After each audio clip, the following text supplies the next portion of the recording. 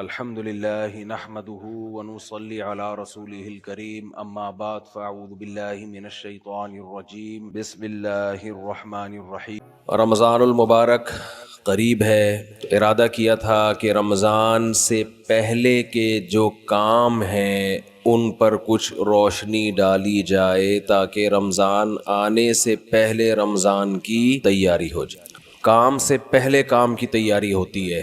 جب کوئی بہت اہم مہمان آنے والا ہوتا ہے تو اس کے آنے سے پہلے انتظام کیا جاتا ہے، اسے کہاں بٹھانا ہے، کہاں سلانا ہے، کہاں نہلانا ہے، واش روم کہاں ہے، کھلانا کیا ہے، کس طرح سے اس کو پروٹوکول دینا ہے۔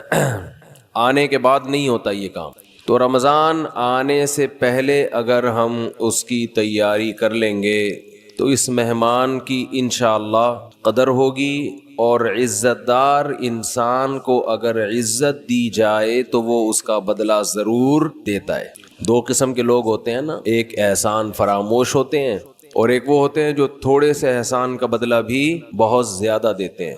احسان فراموش، آپ احسان کرتے رہیں تو ان کی صحت پہ کوئی فرق نہیں پڑتا۔ تو رمضان ایک ایسا مہمان ہے جو احسان فراموش نہیں ہے، بلکہ آپ اگر اس کو عزت دیں گے، اس کا احترام کریں گے، اس کا اکرام کریں گے تو آپ کو بہت نواز کے جائے گا۔ آپ اگر بعض مہمان ہیں نا سادہ چائے پلائیں گے تو وہ آپ کو دودھ پتی پلائے گا، آپ اسے انڈے والا برگر کھلائیں گے تو وہ آپ کو پیزا کھلائے گا۔ کچھ مہمان ایسے ہوتے ہیں، آپ اگر اسے بغیر بوٹی کی بریانی کھلائیں گے تو وہ آپ کو گوشت والی بریانی کھلائے گا۔ تو رمضان ایک ایسا مہمان ہے جو تھوڑا سا اکرام کرنے پر بھی آپ کو بہت زیادہ نوازتا ہے، تھوڑا نہیں نوازتا۔ لیکن رمضان کی جو نوازشیں ہیں، رمضان کے جو تحفے ہیں، جو رمضان آپ کو گفٹ دے گا اگر آپ اس کو عزت دیں گے، تو وہ اس کا گفٹ ہونا ان لوگوں کی سمجھ میں آتا ہے جن کا آخرت پر ایمان ہو۔ جو آخرت کو نہیں مانتے، دنیا کو مسافر خانہ نہیں سمجھتے، انہیں رمضان جو کچھ دے کر جاتا ہے، جو گفٹ دے کر جاتا ہے، اس گفٹ کی ان کی نظر میں قدر نہیں ہوتی۔ سمجھ میں آ رہی ہے بات؟ مثال سے سمجھاتا ہوں۔ چھوٹے بچے جب پیدا ہوتے ہیں اور فیملی پلاننگ والوں کے غم میں اضافہ ہوتا ہے تو اکثر رشتہ دار بچوں کو لفافوں میں پیسے دے رہے ہوتے ہیں، کچھ کھلونے دے دیتے ہیں، جھنجھنا پکڑا دیا تو بچے کو جھنجھنا اچھا لگتا ہے۔ لیکن اگر کسی رشتہ دار نے 5,000 کا نوٹ بچے کو پکڑا دیا، بچے کو وہ سمجھ میں نہیں آتا، حالانکہ وہ جھنجھنے سے زیادہ مہنگا ہے اور اس میں ہزاروں جھنجھنے آ سکتے ہیں۔ لیکن بچہ اپنی حماقت اور بے وقوفی کی بنیاد پر 1-2 روپے والی ٹافی کو تو قدر کی نظر سے دیکھتا ہے، وہ 5-5 ہزار کے نوٹوں کو قدر کی نظر سے، وہی بات جواب آنا چاہیے نا، وہ 5-5 ہزار کے نوٹوں کو قدر کی نظر سے نہیں دیکھتا، کہتے یہ تو ایسا ہی ہے، کھائے گا اس کو۔ تو اس میں اس 5,000 کے، ابھی تک تو 5,000 کا نوٹ ہے، میرا خیال ہے 50,000 کا نوٹ بھی عنقریب آنے والا ہے۔ جس حساب سے معیشت ڈاؤن ہو رہی ہے تو 50,000 کا نوٹ بھی عنقریب آ جائے گا، بلکہ تول کے نوٹ بکیں گے، 1 کلو 5,000 کے نوٹ چاہیے مجھے، اس طرح سے سیٹ اپ چلنے والا ہے۔ تو اب بچے کے دل میں جو 5,000 کے نوٹ کی قدر نہیں ہے، اس میں 5,000 کے نوٹ کا قصور ہے یا بچے کا قصور ہے؟ بچے کا قصور ہے۔ بھائی یہ 5,000 کے نوٹ میں ٹافیوں کے ڈبوں کے ڈبے آ سکتے ہیں۔ تو رمضان آپ کو کیا گفٹ دے کر جاتا ہے، اس گفٹ کی قدر ان لوگوں کی نظر میں ہے جو اس دنیا کو حقیقی زندگی نہیں سمجھتے، جو اس کو اصل سمجھتے ان کی نظر میں رمضان ٹینشن کے علاوہ کچھ بھی نہیں ہے، خام خواہ کی ٹینشن ہے، کیونکہ وہ کہتے ہیں رمضان مولویوں کا مہینہ ہے۔ کس کا ہے؟ مولویوں، سیزن آتے ہیں نا، یہ مولویوں کا ہے۔ تو میں یہ عرض کر رہا تھا کہ رمضان کس کا مہینہ کہلاتا ہے؟ مولاناؤں کا مہینہ، حالانکہ یہ مولویوں کا مہینہ نہیں ہے، یہ مسلمانوں کا مہینہ ہے، ان لوگوں کا مہینہ ہے جو آخرت پر ایمان رکھتے ہیں، اور جن کا آخرت پر ایمان نہیں ہے ان کے لیے رمضان A to Z tension he tension ہے، ٹینشن ہی ٹینشن۔ ٹینشن. وہ نہ کھلے عام صحیح طرح سے کھا سکتے ہیں, تھوڑی تھی بغیرتی کے تانے پڑتے ہیں. 10 آدمی اگر خاموشی سے گزر جائیں گے تو 11واں بولتا ہوا جائے گا کہ شرم نہیں آتی تمہیں, کیا کر رہے ہو, اور بولنا چاہیے. تو میں یہ عرض کر رہا تھا کہ یہ جو رمضان ہے نا, اگر آپ اس کا اکرام کریں گے تو یہ آپ کو بہترین گفٹ دے گا. اب میں بتاتا ہوں وہ گفٹ کیا دے گا آپ کو. وہ گفٹ دے گا اللہ کی محبت. آپ کے دل میں اللہ کی محبت کی چنگاری پیدا کر دے گا. یہ دیکھو, انسان کو جو موٹیویشن ملتی ہے نا کسی بھی عمل کی, وہ یا تو کسی لالچ کی وجہ سے ملتی ہے یا کسی خوف کی وجہ سے. سمجھتے ہیں آپ صبح صبح اٹھ کے آفس جاتے ہیں, مشکل کام ہے, دل تو نہیں چاہتا انسان کا اٹھے جائے, دل چاہتا ہے پڑا رہے, لیکن آپ جاتے ہیں. یہاں خوف بھی ہے اور لالچ, محبت, پیسے کی محبت. لالچ کو ہم محبت سے تعبیر کرتے ہیں, ذرا مہذب لفظ ہے. آپ جاتے ہیں, ایک محبت ہے پیسے سے. ہر انسان کی نیچر ہے کہ پیسے آئیں گے تو گٹکا بھی کھائیں گے, نسوار کا انتظام بھی ہوگا, پان کا انتظام بھی ہوگا, گھر میں راشن بھی ڈلے گا, بہت ساری چیزیں آئیں گی. اگر یہ محبت پیسے کی ختم ہو جائے تو آپ کو عمل پہ موٹیویشن نہیں ملے گی. بعض دفعہ خوف ہوتا ہے انسان کے دل میں. خوف کیا کرتا ہے کہ آپ کو یہ ڈر ہے کہ اگر میں آفس نہیں گیا, میں نے یہ کام نہیں کیا تو مجھے جاب سے نکال دیا جائے, میں غریب ہو جاؤں گا. یہ خوف ہے جو آپ کو ابھارتا ہے عمل پہ. ماہرین یہ کہتے ہیں کہ خوف سے بھی کام ہوتا ہے اور محبت میں بھی ہوتا ہے, لیکن خوف سے جو کام ہوتا ہے اس کام میں مزہ نہیں آتا, لہذا وہ کام زیادہ جاندار نہیں ہوتا. لیکن محبت کی وجہ سے جو کام ہوتا ہے وہ کام مزیدار بن جاتا ہے, کیونکہ آپ کی محبوب چیز آپ کو اس میں ملنے والی ہوتی ہے. سمجھ میں آ رہی ہے بات کہ نہیں آ رہی ہے؟ غزوہ احد میں صحابی رسول, غزوہ بدر میں ایک صحابی شریک نہیں ہو سکے. انہیں نہیں پتا تھا کہ میدان جنگ کا میدان قائم ہو جائے گا اور یہ ہوگا اور وہ ہوگا, انہیں نہیں پتا تھا. جب مسلمانوں کو فتح ہوئی تو انہوں نے منت مانی. منت ہوتی ہے نا, اللہ میرا یہ کام ہو جائے تو میں یہ کروں گا, میرا یہ کام ہو جائے تو میں یہ کروں گا. یہ واجب ہو جاتی ہے, اس لیے منتیں نہیں ماننی چاہیے. لوگ کہتے ہیں نا اللہ میرا فلاں کام ہو گیا تو میں اتنے روزے رکھوں گا, اتنا صدقہ کروں گا, وہ فرض ہو جائے گا آپ کے اوپر, اس لیے ویسے ہی دعا مانگ لیا کریں اللہ سے. بعض لوگ اتنی اونچی اونچی منتیں مان لیتے ہیں پھر ان سے پوری ہوتی نہیں ہے. تو اسلام میں الفاظ کی بہت ویلیو ہے, اور منت زبان سے ہوتی ہے, صرف دل میں ارادے سے نہیں ہوتی. اس کو عربی میں نظر کہتے ہیں, نظر, اردو میں منت. تو ان صحابی کو غزوہ بدر میں شرکت کا موقع نہیں ملا تو انہوں نے منت مانی, نظر مانی کہ اے اللہ اگر دوبارہ کوئی میدان جہاد گرم ہوا تو میں ایسی بہادری سے لڑوں گا, لا یرین اللہ ما اصنع, اللہ دیکھے گا کہ میں کیا کرتا ہوں. بظاہر یہ تکبر والے الفاظ ہیں. بظاہر یہ الفاظ کیا ہیں؟ تکبر والے, کہ اللہ دیکھے گا کہ میں کیا کر کے دکھاتا ہوں. لیکن بعض جملے الفاظ کے اعتبار سے تکبر والے ہوتے ہیں, مگر حقیقت میں وہ ایک ناز کی کیفیت ہوتی ہے. ناز, کہ اللہ میں وہ کچھ کروں گا کہ تو بھی دیکھے, خوش ہو جائے گا, تو ایسا کر کے دکھاؤں گا بہادری. جب غزوہ احد میں مسلمانوں کے قدم اکھڑے ہیں, ان صحابی کو اللہ سے کیا ہوا وعدہ یاد آیا کہ میں نے اللہ سے معاہدہ کیا تھا کہ اللہ میں ایسے بہادری کے جوہر دکھاؤں گا کہ تو دیکھے گا کہ میں کیا کر رہا ہوں. تو یہ کیا کر رہے تھے؟ کھجور کھا رہے تھے نا. تو کھجور کا تھیلا انہوں نے پھینکا اور انہوں نے کہا کہ جنت اتنی قریب ہے میرے, اور کھجور کھانے کا وقت بہت طویل ہے, اتنا ٹائم لگے گا اس میں, یہ تو بہت دیر ہو جائے گی. اور گئے میدان جنگ میں, بہادری سے لڑے, اتنی بہادری سے لڑے اور شہید ہوئے کہ انگلیوں کے پوروں سے, فنگر پرنٹ سے ان کی بہن نے ان کو پہچانے کہ میرے بھائی کی لاش ہے یہ. قرآن مجید کی آیتیں نازل ہوئیں, من المؤمنین رجال صدقوا ما عاہدوا اللہ علیہ فمنہم من قضى نحبہ ومنہم ینتظر. مومنین میں بعض ایسے بھی ہوتے ہیں کہ اللہ سے جب کوئی معاہدہ کر لیتے ہیں تو اس معاہدے کو پورا کر کے چھوڑتے ہیں. وہ انہی کے بارے میں نازل ہوئی. تو جب ان کو یقین تھا کہ جنت میرے سامنے ہے تو انہیں وہ کھجور تناول کرنا بھی مشکل لگا. یہ خوف کی وجہ سے نہیں لڑ رہے کہ اگر میں نہیں لڑا تو جہنم میں جاؤں گا, بلکہ کس کی لالچ میں لڑ رہے ہیں؟ جنت کی اور اللہ کی محبت میں لڑ رہے ہیں. تو انسان جب خوف کی بیس پہ کام کرتا ہے اس میں جان نہیں ہوتی, اور جب کسی محبت اور لالچ میں کام ہوتا ہے تو اس کام میں اس کی کوالٹی بہت شاندار ہوتی ہے. تو اللہ نے ہمیں رمضان کا جو مہینہ دیا وہ مہینہ اگر آپ اس مہینے کا اکرام کریں گے تو وہ مہینہ آپ کے اندر اللہ کی محبت پیدا کر دے گا، اور جب انسان کے دل میں محبت پیدا ہوتی ہے تو محبوب کے حکم کو فالو کرنا مشکل نہیں اور آسان بھی نہیں بلکہ مزیدار بن جاتا ہے۔ 3 درجات ہوتے ہیں نا، حکم کی اتباع کرنا مشکل، اور اس سے اوپر کیا ہے؟ مشکل ختم ہو گئی، نہ مزیدار ہے نہ مشکل ہے، لیکن اس سے اوپر کا درجہ کیا ہے کہ حکم پر عمل کرنا کیا بن گیا؟ مزیدار بن جائے گا۔ یہ کیفیت انسان کی ہو جاتی ہے۔ تو اگر آپ رمضان کا حقیقی معنوں میں اکرام کریں گے تو رمضان آپ کو اللہ کی محبت کا گفٹ دے کے جائے گا۔ وہ کیسے؟ زبان آج بہت خشک ہو رہی ہے، پانی نہیں ہے یا موسم میں شاید خشکی ہے، کچھ ایسا سیٹ اپ ہے، موسم میں خشکی ہے میرا خیال۔ تو رمضان جو ہے آپ کو اللہ کی محبت کا، جزاک اللہ، اتنا یک ٹھنڈا پانی بس کافی ہے، یہ گرم نہیں ہے، سادہ، پہلے ہی گلا ہمارا بیٹھا رہتا ہے، اوپر سے اور بٹھا دیں گے۔ تو اللہ کی محبت کا گفٹ دے کے کیسے؟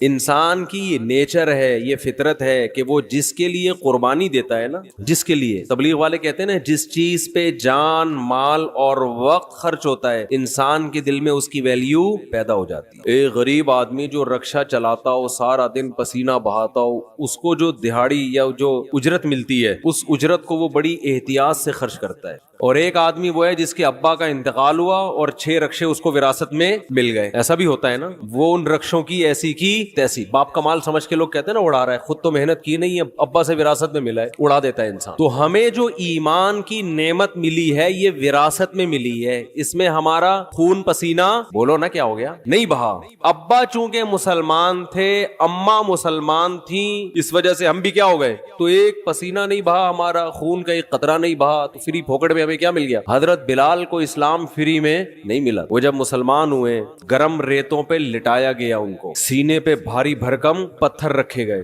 کیا اللہ نے کچھ لوگ کیسے خاندانی بنائے ہیں، وہ نظریات کو فالو کرتے ہیں، وہ کلچر کو فالو نہیں کرتے۔ حضرت بلال کو کیا مل رہا تھا؟ اس میں اچھی والی زندگی گزر رہی تھی، غلام تھے وہ تو، حبشی لوگ غلام ہی ہوا کرتے تھے عربوں کے، کھانا پینا مل رہا تھا، ایک ٹینشن، تو بڑے بڑے پتھر سینے پہ رکھے جا رہے ہیں، گرم ریت پہ لٹایا جا رہا ہے، مگر نعرہ لگا رہے ہیں احد احد، خدا کیا ہے؟ ایک ہے، میں نہیں مانوں۔ کیسے ویژنری، کیسے نظریاتی۔ خباب ابن ارت رضی اللہ تعالی عنہ رسول اللہ صلی اللہ علیہ وسلم کے پاس آئے مکہ میں، وَهُوَ مُتَوَسِّدٌ لَهُ مُتَوَسِّدٌ بِبُرْدٍ لَهُ او کما قال، کہ آپ صلی اللہ علیہ وسلم کی چادر تھی، اس سے آپ صلی اللہ علیہ وسلم کوہنی پہ سر رکھ کے لیٹے ہوئے تھے۔ لوگ کہتے ہیں مسجد میں سونا منع ہے، ایسی ہمارے علم میں کوئی حدیث نہیں ہے، مسجد میں سونا جائز ہے، البتہ مسجد کو سرائے بنا لینا، سونے کی جگہ، سارا محلے کو جہاں جگہ نہیں مل رہی تو کہاں کے سو رہا ہے؟ مسجد میں، یہ غلط ہے۔ نماز کے لیے آئے مسجد میں آپ، اور اگر کوئی آیا نماز کے لیے سستانے کے لیے ذرا لیٹ بھی جائے تو اللہ کی طرف سے کوئی پابندی نہیں، آئے نماز کے لیے۔ ہاں یہ نہ ہو کہ سرائے بنا لیا جائے، مسجد کو ہوٹل بنا لیا جائے کہ جس کو جگہ نہیں مل رہی، گھر میں بیوی سے پٹا ہوا ہے، سارے محلے والے یہاں آ جائیں، لیکن بذات خود جائز ہے مسجد میں سونا۔ اور اگر اکا دکا کبھی کوئی مسجد میں آ بھی جائے صرف سونے کے لیے تو بھی کوئی ناجائز نہیں ہے، ناجائز اس وقت ہوگا جب اس کو عام معمول لوگ بنا لے۔ حضرت علی رضی اللہ تعالی عنہ کی کچھ ناراضی ہوئی حضرت فاطمہ سے، میاں بیوی میں ہوتی ہے، تو آپ صلی اللہ علیہ وسلم جب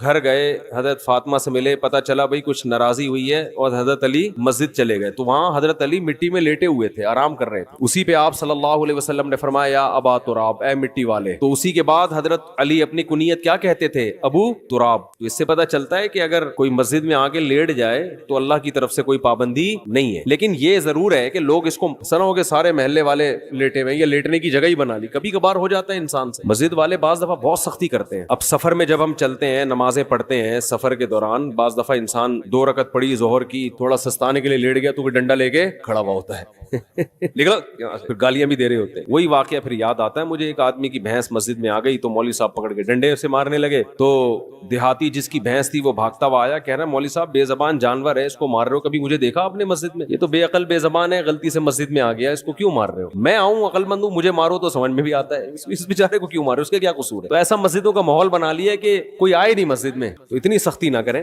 تو کہاں سے کہاں بات چلی جاتی ہے یار، تو آج ویسے بھی کھوپڑی سیٹ نہیں ہے میری۔ جی کھوپڑی سیٹ آرام نہ ہونے کی وجہ سے نہیں ہے, ویسے کھوپڑی سیٹ ہے الحمدللہ. تو رمضان کی بات چل رہی تھی. ہاں میں یہ عرض کر رہا تھا کہ فری میں جو انسان کو چیز ملتی, ہمیں ایمان ملا ہے فری میں. ابا مسلمان اماں مسلمان تو ہم بھی مسلمان, سارے اڑوس پڑوس مسلمان ہیں, قدر نہیں ہے. صحابہ کو ایمان ملا محنت کرنے کے بعد. آج بھی بہت سے غیر مسلم مسلمان ہوتے ہیں. میں حیران ہوتا ہوں, بعض ہندو بچیوں کے فون آتے ہیں, گھر کے اندر رہتے ہوئے مسلمان ہو گئی. ایک ہندو لڑکی کا 2-3 سال پرانی بات ہے, فون آیا, میرا خیال ہے 16-17 سال, یہ بچپنے ہی کی, مینٹلی تو انسان بچہ ہی ہوتا ہے اس وقت. اس نے اسلام قبول کیا, پورے رمضان کے روزے بھی گھر میں رکھے, کسی نے اس کو تبلیغ نہیں کی, نماز بھی چھپ چھپ کے گھر میں پڑھ رہی ہے. اور والدین اتنے سخت ہیں کہ اگر ان کو پتا چل گیا تو جان سے مار دیں گے, یہ خطرہ ہے. میں نے اس سے پوچھا, 2-3 سال پرانی بات ہے, میں نے پوچھا آپ کو کس نے تبلیغ کی؟ اس نے کہا میری یہ سمجھ میں نہیں آتا کہ ہمارے والدین پتھر کی بنی ہوئی مورتیوں کو کیوں پوجتے ہیں, ان میں کیا رکھا ہوا ہے؟ صبح مٹھائی رکھ کے جائیں گے, شام کو بھی وہ مٹھائی ویسی کی ویسی. جو بھگوان مٹھائی نہ کھا سکے وہ ہماری حاجت روائی مشکل کشائی کہاں سے کرے گا؟ اتنے بڑے بڑے عقل مندوں کو یہ بات سمجھ میں نہیں آ رہی. ایک 15-16 سال کی بچی کو یہ بات سمجھ میں آ گئی, اس کی کھوپڑی میں آ گئی یہ بات. کہہ رہی پھر میں نے ویڈیوز دیکھی یوٹیوب پہ علماء کی, اور وہ پھر اللہ نے اس کو ہدایت دی, تو وہ وہیں اس نے کلمہ پڑھا, وہیں مسلمان ہوئی, کسی کو نہیں بتایا کیونکہ مار دیں گے اس کو. چھپ کے نمازیں پڑھ رہی, ایسے بہت ہیں, ایک نہیں ہے. تو یہ وہ لوگ ہیں جن کی اسلام پر کچھ خرچ ہوا ہے, محنت ہوئی ہے. ہمیں اسلام ملا ہے فری میں, قربانی نہیں ہے. تو اللہ رمضان کے ذریعے, حج کے ذریعے, قربانی کے ذریعے, مختلف عبادتوں کے ذریعے ہم سے قربانی دلواتے ہیں کہ کچھ کرنا پڑے گا. سورہ عنکبوت میں اللہ نے کیا فرمایا کہ تم یہ سمجھتے ہو کہ تم جنت میں داخل ہو جاؤ گے, وَهُمْ لَا يُفْتَنُونَ, تمہیں آزمایا نہیں جائے گا, ایسا نہیں ہو سکتا, اللہ آزمائے گا. تو آزمانے کے طریقے نماز بھی ہیں, آزمانے کے طریقوں میں زکوٰۃ, صدقات و خیرات بھی ہے, آزمانوں کے طریقے میں ایک طریقہ کیا ہے؟ رمضان بھی ہے. تو یہ وہ مہینہ ہے جس کا آپ اگر اکرام کریں گے تو یہ آپ کے دل میں جانے سے پہلے پہلے اللہ کی محبت کی چنگاری بھڑکا کر چلا جائے گا. اور جب اللہ کی محبت کی چنگاری بھڑکے گی دل کے اندر تو آپ کے لیے عمل کرنا مشکل نہیں, آسان نہیں, بلکہ مزیدار ہو جائے گا. کیونکہ محبوب کی خاطر قربانی دینے میں انسان کو مزہ آتا ہے, بشرطے کہ اس کو پتا ہو کہ میرا محبوب مجھے دیکھ رہا ہے, اس کو یہ پتا ہو. کیسی مسلمانوں کی ترتیب دائیں بائیں ہو جاتی ہے, سب پوری دنیا میں ایک ہلچل مچ جاتی ہے. تو رمضان کا اکرام کیسے کرنا ہے, اس میں 2-4 چیزیں میں آپ کو بتا کے بس بیان کو آج میں ختم کرتا ہوں. سب سے پہلا تو ہے فرض روزے. یہ تو رمضان تو رکن ہے نا, رمضان کے روزے. ابھی سے نیت کریں کہ رمضان کا ایک روزہ بھی قضا نہیں کرنا ہے, کچھ بھی ہو جائے. دیکھو جو سوچ کے روزے رکھتا ہے نا, اس کے لیے روزہ رکھنا مشکل ہے. جو نہ رکھنے کا آپشن ہی ختم کر دے, اس کو پتہ بھی نہیں چلتا, پورا مہینہ گزر جاتا. بعض لوگ روزے کے بارے میں سوچتے ہیں رکھوں کہ نہیں رکھوں, ان کے لیے ایک روزہ ٹینشن ہے, ایک روزہ ٹینشن. اور اگر آپ نے یہ عزم کر لیا کہ بھائی میں مسلمان ہوں, نو کا آپشن میرے پاس نہیں ہے, تو پتہ ہی نہیں چلتا. ویسے ایک روزہ رکھو کتنا مشکل کام ہے بھائی. ہم لوگوں سے بتاتے ہیں پیر اور جمعرات کا روزہ سنت ہے, اچھا خاصا ٹینشن ہوتی ہے کیونکہ سنت ہے نا, فرض تو نہیں ہے, رکھیں نہیں رکھیں ایک ٹینشن. رکھنے کے بعد بھی بعض دفعہ بھی سوچ رہا ہوتا ہے یار نہ رکھتا تو اچھا تھا. بعض دفعہ یہ بھی وسوسے آنا شروع ہوتے ہیں شیطان کی طرف سے. لیکن جو کام کرنا ہی کرنا ہے تو اس میں انسان فارغ ہو جاتا ہے کہ بھائی یہ, اس میں ٹینشن ختم ہو جاتی ہے. تو یہ نہ سوچیں کہ میں کتنے رکھوں گا. خواتین کے جو ایام ہوتے ہیں نا مینسز کے, ان ایام کی حفاظت, ان کو شمار کرنا عورت پہ فرض ہے, یہ خوب سمجھ لیں. آج کل یونیورسٹیوں میں, اچھا یہ جو راکٹ والا مضمون تھا نا, یہ بھی میں چھوٹی سی بات بتا دوں کہ یہ جو مسلمان علماء کا اس سے تعلق نہیں ہے کہ آپ چاند پہ پہنچ رہے کہ نہیں پہنچ رہے, اس کا ہماری یونیورسٹیوں سے تعلق ہے. چاند پہ پہنچنے کے طریقے یونیورسٹیوں میں پڑھائے جاتے ہیں, سمجھتے ہو کہ نہیں سمجھتے؟ تو ہونا یہ چاہیے تھا کہ ایک تصویر آ رہی ہوتی, ایک ویڈیو آ رہی ہوتی, جاپان کے سائنسدان یا امریکہ کے سائنسدان چاند پہ پہنچ رہے ہیں, نیچے کراچی اور لاہور یونیورسٹی کی بھی ویڈیو آ رہی ہوتی کہ وہاں بھی سائنسدان لگے ہوئے ہیں, پروفیسر لگے ہوئے ہیں کہ ہم غبارے کو چاند تک کیسے پہنچائیں. چلو پہلا غبارے کا تجربہ کر لیں, پھر راکٹ بھی بھیجیں گے. تو یہ مولویوں کو گالیاں نہ دیا کریں, یہ اپنے سائنسدانوں کو برا بلا کہا کریں, یہ حکمرانوں کو کہا کریں. نہیں آ رہی میرا خیال ہے بات سمجھ میں؟ یہ مولاناؤں کا ہیڈک نہیں ہے کہ چاند پہ جا رہے کہ نہیں جا رہے. اس کی مثال ایسے ہے کہ جیسے کوئی ابھی کورونا کی وبا پھیلی ہوئی ہے نا, کورونا کی وبا پھیلی ہوئی ہے, ڈاکٹر, ایک ویڈیو آ رہی ہے جس میں ڈاکٹر ویکسین تیار کر رہے ہیں, دوسری ویڈیو آ رہی ہے جس میں کربلا کے واقعات بیان ہو رہے ہیں, تیسری ویڈیو آ رہی ہے کہ اس میں 4 شادیوں کا تذکرہ ہو رہا ہے, چوتھی آ رہی ہے. تو اب اس میں لوگ کہہ رہے ہیں مولانا لوگ دیکھو کیا کر رہے ہیں, ادھر وہ کرونا کی ویکسین تیار کر رہے ہیں اور ادھر مولانا لوگ کیا الٹی الٹی باتیں کر رہے ہیں. تو بھائی وہ جو ویڈیو, اس میں ایک ویڈیو ایسی بھی آنی چاہیے کہ ہمارے ڈاکٹر بیٹھے ہوئے ہیں کورونا کی ویکسین بنانے کے لیے, تو ہمارے ڈاکٹروں کی سرے سے کوئی ویڈیو آ ہی نہیں رہی ہے, تو پھر یہی ہوگا کہ کیلے کا رخ قبلے کی طرف ہے کہ نہیں ہے, پھر تو یہی ہوگا نا کچھ. بھائی فیس بک والے کو کچھ تو چلانا ہے نا ویورز بڑھانے کے لیے, تو اس کو ہمارے سائنسدان مل ہی نہیں رہے, کوئی دھماکے کرتے ہوئے, کوئی راکٹ بھیجتے ہوئے, تو پھر وہ 4 شادیوں کی ویڈیو چلائے گا اور کیا کرے گا وہ. تو یہ مولاناؤں کی ٹینشن نہیں ہے بھائی, یہ ہماری یونیورسٹیوں کا جو نظام تعلیم اور ہمارے حکمرانوں کی کرپشن, انہوں نے ملک کو کھنڈرات میں دھکیل دیا ہے. میں تو کہتا ہوں جو فیس بک پہ ویڈیوز ڈالتے ہیں نا, یہ نہ ڈالا کریں کہ کیلے کا رخ قبلے کی طرف ہے کہ نہیں ہے, کیونکہ لوگ کہتے ہیں یہ دیکھو کہ کس چیز میں لگے ہوئے. اصل ویڈیو یہ آنی چاہیے کہ ایک طرف آپ یہ دکھائیں کہ سائنٹسٹ خلائی سیارے بھیج رہے ہیں آسمان میں, وہاں سے چھلانگے مار رہے ہیں, دوسری طرف کراچی کے گٹر کے ڈھکنوں کی تصویریں آنی چاہیے, ڈھکن یہاں کیا ہوئے ہوئے ہیں, کھلے ہوئے ہیں. تیسری طرف گدے گھوڑے کی لیدوں کی تصویریں آنی چاہیے, کچرے کے ڈھیر آنے چاہیے, چرسی آنے چاہیے پائپ کے اندر بیٹھے ہوئے.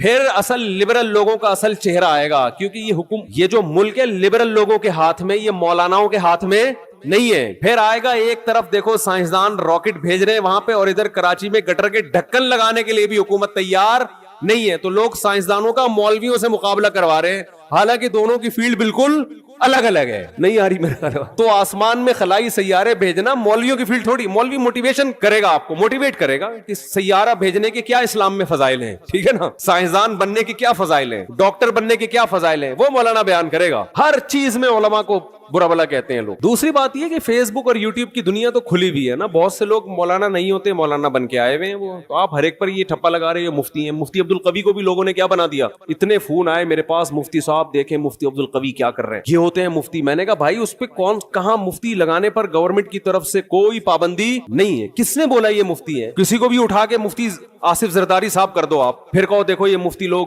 کیا کیا کر رہے ہیں. مفتی کا ڈگری کوئی ہمارے ملک میں کوئی سسٹم نہیں ہے, پتھر اٹھاؤ مفتی نکلے گا نیچے سے. اور صرف یہ مفتیوں کے ساتھ نہیں ہو رہا, ڈاکٹروں میں بھی ایسے ہی ہے, جعلی سرٹیفکیٹ کے ڈاکٹر بھرے ہوئے ہیں. اور حکیم تو ہول سے, جس کا دنیا میں کوئی کام نہیں ہے وہ حکیم بنا ہوا ہے, اور اس سے بھی زیادہ ہول سیل کے حساب سے روحانی عامل ہیں, روحانی جن چڑیل بھوت بھگانے والے, وہ تو اتنے ہر ایک کو روحانی علاج آتا ہے. ایک صاحب مجھے دبئی میں ملے کہ میرا روحانی علاج کر دیں. میں نے کہا میرا ایک یوٹیوب پہ وہ ہے کلپ ہے اس بارے میں, بڑے خوش ہوئے, کہتے ہیں اس کلپ کا نام کیا ہے, کلپ کا. میں نے کہا اس کا نام ہے روحانی علاج والوں کا علاج, روحانی علاج والوں کا علاج. تو خیر میں جلدی سے بات کو سمیٹ کے ختم کرتا ہوں, وقت پورا ہو گیا. کہ بھائی دیکھو اللہ کے لیے جب قربانی دو گے نا, تو قربانی کے صلے میں اللہ کی محبت پیدا ہوگی. پہل آپ کو کرنی پڑے گی. ایک بالش آپ آؤ گے تو اللہ آپ کی طرف ایک ہاتھ آئے گا, پہل آپ کو. تو اس پہل میں آج یہ عزم کرے سب سے پہلے. میں خواتین کے کچھ بات عرض کر رہا تھا کہ اپنے جو ان کے مینسز کے ایام ہوتے ہیں ان کو عورت پر واجب ہے کہ وہ نوٹ کر کے رکھے, کیونکہ عادت سے اس کا تعلق ہے کہ جتنے دن کسی خاتون کی عادت ہے پھر اگلے مہینے اتنے دن تک وہ ایام شمار ہوں گے. یہ میں زیادہ ڈیپ میں نہیں جا رہا ابھی. تو بہت سی خواتین پاک ہو جاتی ہیں مگر روزہ چھوڑ دیتی ہیں, بہت سی ناپاک ہوتی ہیں مگر روزہ رکھتی ہیں. تو مسائل کا علم ہے ہی نہیں. بہشتی زیور ایک جامعۃ الرشید نے چھاپی ہے, آسان بہشتی زیور, تسہیل بہشتی زیور کے نام سے. وہ کتاب ہر گھر کی ضرورت ہے, اس میں بہت روز مرہ کے مسائل لکھے ہوئے. ہمارے اہل حدیث حضرات اس پہ اعتراضات کرتے ہیں, تو کسی مسئلے پر اعتراض کریں تو میرے سامنے لے کر آئیں اس کو. سمجھتے ہیں کہ نہیں سمجھتے؟ اعتراض کرنا آسان ہوتا ہے, گورنمنٹ کی طرف سے کوئی پابندی نہیں ہے. ابھی میرا وہ بات ہوئی تھی نا, مناظرہ لوگوں نے نام دے دیا, حالانکہ مناظرہ نہیں تھا. اس میں ہوا یہ تھا کہ وہ یہ بار بار کہہ رہے تھے تقلید یہ ہے تقلید وہ ہے. میں نے کہا آپ بیٹھیں پہلے مجھے بتائیں تو آپ کے ہاں تقلید کی ڈیفینیشن کیا ہے, تو میں پہلے لکھوں گا, پھر اگلی نشست میں ہم اس پہ کیا کریں گے, بحث کریں گے. کیونکہ ایسے ادھر ادھر باتیں کرنا بہت آسان ہوتا ہے. تو سامنے بیٹھ کے آپ مجھے ریٹرن لکھ کے دیں, میں پہلے آپ کے دعوے کو سمجھوں گا, آپ کا دعویٰ ہے کیا, پھر ہم اس پہ بحث کریں گے. تو محترم نے دعویٰ یہ بتایا کہ کسی کی کو بلا دلیل فالو کرنا کیا کہلاتا ہے, تقلید, اور یہ حرام ہے, ناجائز ہے. میں نے کہا کسی کی بھی تقلید ہو حرام ہے. انہوں نے کہا کسی کی بھی تقلید ہو حرام ہے. وہ موجود ہے, ریکارڈ ہے. تو میں نے ان سے کہا کہ اچھا کوئی تابعی اگر صحابی کی تقلید کرتا ہے, بغیر دلیل ان کی بات کو مانتا ہے, تو یہ بھی حرام ہے. اب وہ یہاں کی بات کو انہوں نے کیا شروع کر دیا, گھمانا. وہ کہہ رہے ہیں کہ وہ بھائی آپ نے خود ہی دعویٰ کیا, یا تو آپ دعوے سے رجوع کرو, میں تو موقع دے رہا ہوں آپ کو دعوے سے رجوع کرنے کا, میں کوئی بحث تھوڑی کر رہا ہوں آپ سے. آپ کہہ دو بھائی مجھ سے تھوڑی سی مسٹیک ہوئی تھی تقلید کی ڈیفینیشن کرنے میں, بلکہ اصل میں یہ نہیں بلکہ یوں ہے. تو میں نے کہا تو حدیث کی کتابوں میں بہت سے فتوے, صحابہ کے تابعین نے آ کے مسئلہ پوچھا, انہوں نے جواب دے دیا, وہ چلے گئے, نہ انہوں نے دلیل پوچھی نہ انہوں نے دلیل بتائی. تو کہہ رہے ہیں آپ حوالہ پیش کریں. تو میں نے کہا آپ انکار کریں کہ ایسا نہیں ہے, تو میں حوالہ پیش کروں گا, نہ انکار کر رہے ہیں, ٹھیک ہے نا. میری عادت ہے گل ویلے دی تے پھل موسم دا, ٹو دا پوائنٹ بات کرنے کی عادت ہے. تو انہوں نے اس کو مناظرہ بنا دیا, بحث کی طرف لے کر چلے گئے. تو مجھے غصہ آیا پھر کہ بھئی میرا ٹائم ویسٹ کرنے کے لیے آیا ہوں, میں کوئی پروفیشنل مناظر نہیں ہوں, نہ میں آپ سے مناظرے کے لیے بیٹھا ہوں, اور میرا دل صاف تھا, لہذا میں نے ان کو ریکارڈ کرنے کی بھی اجازت دی. انسان کے دل میں چور ہوتا ہے تو ریکارڈ کرنے کی اجازت نہیں دیتا, اور میں نے ان کو یہ کہا لائیو نہیں کریں, کیونکہ بعض دفعہ انسان کی زبان سے ایسی بات نکل جاتی ہے کہ وہ پبلش کرنے کی نہیں ہوتی. لیکن انہوں نے خیر اس کو لائیو بھی چلایا اور جو کچھ ہوا سب کے سامنے. تو گل ویلے دی پھل موسم دا, ٹو دا پوائنٹ بات ہونی چاہیے. تو وہ یہ سمجھ رہے تھے شاید میں ان کو نیچا دکھانا چاہتا ہوں. نہ میں نیچا دکھانا چاہتا ہوں بھائی, میں آپ سے آپ کا دعویٰ سمجھنے کی کوشش کر رہا ہوں کہ آپ کا تقلید کے بارے میں موقف کیا ہے. کہنے تفسیر کی فلاں کتاب میں یہ لکھا, بھائی تفسیر کی کتاب میں کیا لکھا ہے یہ تو مفسر کا موقف ہے نا, میں تو اہل حدیث کا موقف پوچھنا چاہتا ہوں, آپ کا موقف کیا ہے. تو آج کا جو دور ہے نا حق کو سمجھنے کا نہیں ہے, بس ایک دوسرے کو نیچا دکھانے کا وہ ہے. تو بات کیا چل رہی تھی یہ, ہاں میں یہی کہہ رہا تھا یہ جو بہشتی زیور کتاب ہے نا مسائل کی, یہ گھر میں رکھیں. یہ بہت ہندوستان میں اس کتاب کو اللہ نے جتنی مقبولیت عطا فرمائی ہے اتنی مقبولیت کسی دوسری کتاب کو نہیں ملی ہے. جہیز میں خواتین کو یہ کتاب دی جاتی تھی تو جامع رشید نے آسان کر کے چھاپی ہے. اور اگر کوئی اہل حدیث حضرات کہتے ہیں یہ غلط ہے, یہ قرآن و سنت کے خلاف ہے, تو مجھے بتائیں کون سا مسئلہ قرآن و سنت کے خلاف ہے, میں اس کا جواب دوں گا انشاءاللہ. اور پھر ان سے کہیں کہ آپ ایک ایسی کتاب لے کر آئیں جو قرآن و سنت کے موافق ہو. آپ تو مسائل کی کتاب لکھیں نا, آپ کی تو کوئی ہے ہی نہیں اس طرح کی. یہ فوراً جواب میں کہتے ہیں ہماری کتابیں یہ جو ابو داؤد اور بخاری ہماری ہیں, تو آپ بخاری اور ابو داؤد گھر میں رکھیں اور روز مرہ کے مسائل آپ اس سے نکالیں, آپ کو نہیں ملیں گے. تبھی تو علماء کتابیں لکھتے ہیں کہ آسان کر کے قرآن و سنت کی روشنی میں مسائل کا علم کو ایک جگہ جمع کر دیا جائے. تو آپ لکھ لیں کوئی کتاب, آپ بخاری مسلم سے ہی لکھ لیں, نہ خود لکھ رہے ہیں نہ لکھی ہوئی کتاب, کیڑے نکالنا ہے بس. ابھی وہ مشہور فتنہ پرست نے کیا کیا ہے, وہ میرا ایک بیان میں ایک نازیبہ الفاظ آئے تھے جس سے میں نے معذرت بھی کی کہ وہ ہے نا مفسرین کے بارے میں نے کہا, حالانکہ وہ میرا مقصد مفسرین نہیں ان کے حوالے, کہ آپ بار بار مفسرین کے جو حوالے دے رہے ہیں تو ان حوالوں کا تذکرہ نہ کریں. آپ سے جو سوال پوچھا جا رہا ہے اس کا جواب دیں. تو ایک مشہور زمانہ ہے, انہوں نے کیا کیا, توصیف الرحمان راشدی نے یہ کہا, فلانے نے یہ کہا, سب کے جو اس طرح کی چیزیں ہیں نا نکال کے کلپ بنا کے مارکیٹ میں چلا دیا. تو علماء کی باتوں کو میں جو اس طرح کی نیگیٹو چیزوں کو اگر آپ کتابوں سے جمع کرنا شروع کریں گے